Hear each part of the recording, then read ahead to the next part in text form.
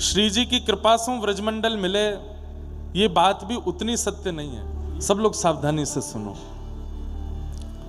एक मन में बात आती है कि हम भी आज तक कथाओं में कहते रहे कि श्री जी की कृपा से वृंदावन की प्राप्ति संभव होती है, पर इस बात में भी सत्यता थोड़ी कम है।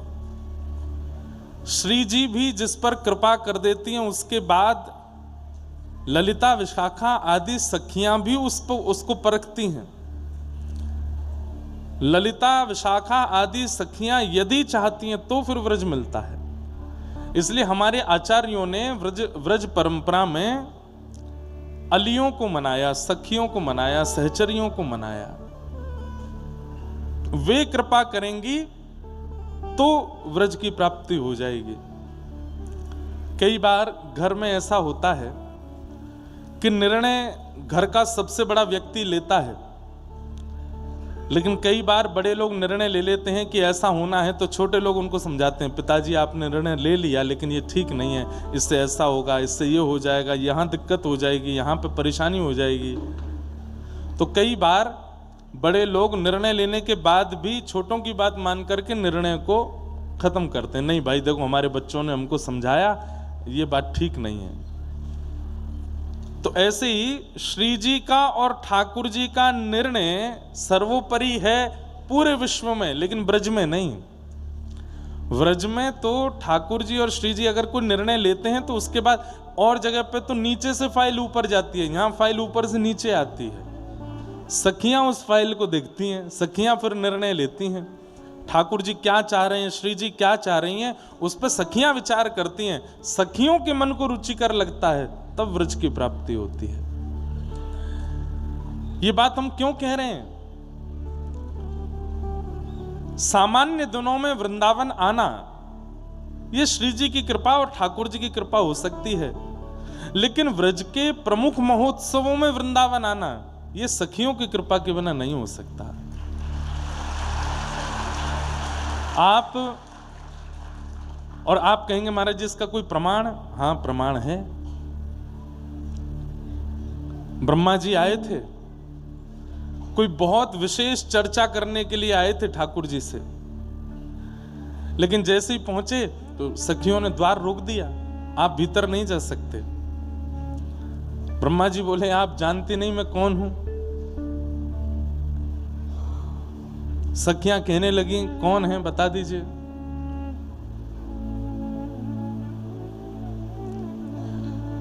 जय हो, विराजो। सखियां बोली कौन है बता दो।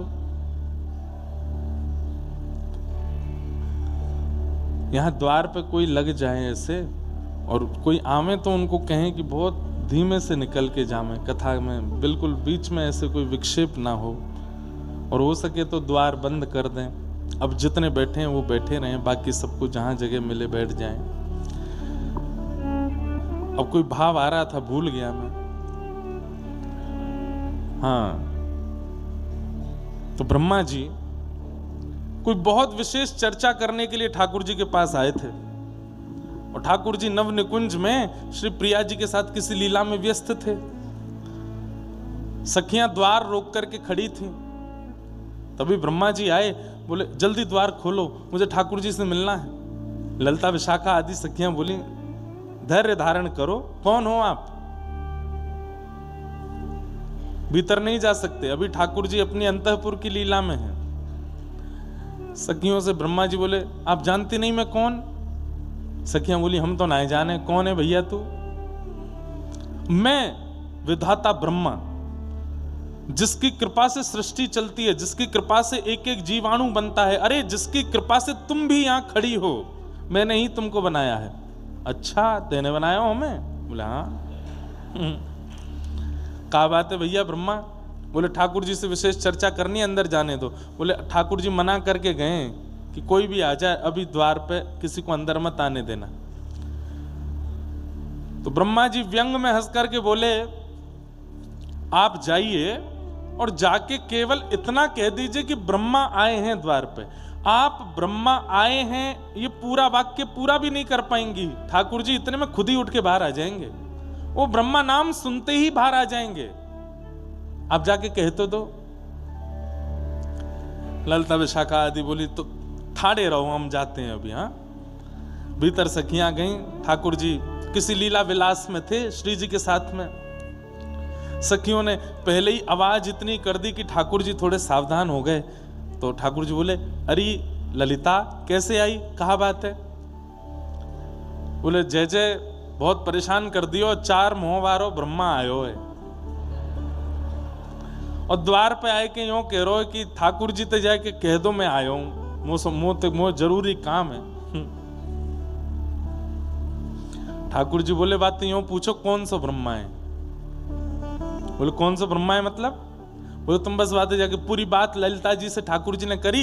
ललिता जी बाहर निकल के आई तो ब्रह्मा जी बोले, ठाकुर जी ने बुलाया भीतर। बोले, बुला तो लेंगे, लेकिन ठाकुर जी ने यूं पूछिए कि तुम कौन से ब्रह्मा हो? बोले, कौन से ब्रह्मा हो मतलब? तो श्री ललिता जी बोली कि ठाकुर जी कह रहे हैं सिर के केश से लेकर के चरणन तक जितने भी रोए हैं शरीर में, मेरे प्रत्येक रों में करोड़ों ब्रह्मांड हैं। एक ब्रह्मांड में एक ब्रह्मा है, प्रत्येक रों में करोड़ों ब्रह्मांड हैं और उस करोड़ों ब्रह्मांड के एक ब्रह्मांड में एक ब्रह्मा है। मतलब एक रोए में 1 करोड़ ब्रह्मा हैं। उससे यूं पूछ के आओ कौन से रोए के कौन से ब्रह्मांड का ब्रह्मा है, जरा परिचय दे। ब्रह्मा जी बोले, भगवान के प्रत्येक रो में करोड़ ब्रह्मांड हैं और एक ब्रह्मांड में एक ब्रह्मा रहता, मतलब एक रोए में 1 करोड़ ब्रह्मा है। बोले, हाँ, मुझे तो आज पहली बार पता चला कि मेरे अलावा भी कोई ब्रह्मा है। बोले, 1 नहीं है, 2 नहीं है, 10 नहीं है, कितने करोड़ ब्रह्मा और हैं, तुम कौन से हो ये बताओ। ब्रह्मा जी मूर्छित होके वहीं गिर गए। बोले, 4 मुंह है मेरे, 4 दिमाग है मेरे, पूरी सृष्टि का रचयिता मैं हूं, लेकिन आज तक ये नहीं पता चला पाया कि मैं जिस अभिमान में रहता हूं कि सृष्टि मेरे से है, इस सृष्टि के रचयिता के प्रत्येक रूप में हमें आपको लगता है कि हम यहां बैठे हैं, हम ही हैं बस ना। ऐसे ना जाने कितने ब्रह्मांड हैं और कितने लोक हैं और कितने जीवात्मा कहां कहां कौन कौन सी लीलाएं कर रहे हैं, हम कुछ नहीं जानते। लेकिन ब्रह्मांड करोड़ों होंगे, उन ब्रह्मांडों में ब्रह्मा भी करोड़ होंगे, देवता भी करोड़ होंगे। सब लोग इधर देखो, सब करोड़ होंगे, लेकिन बड़ी बात यह है कि वृंदावन एक ही है और वो यही है जहां आप बैठे। ये हमारा सौभाग्य है कि इन करोड़ों कोटि ब्रह्मांडों में हम लोग उस ब्रह्मांड में जन्मे हैं जहां पे वृंदावन है, जहां गोवर्धन है, जहां बरसानो है, जहां यमुना जी है।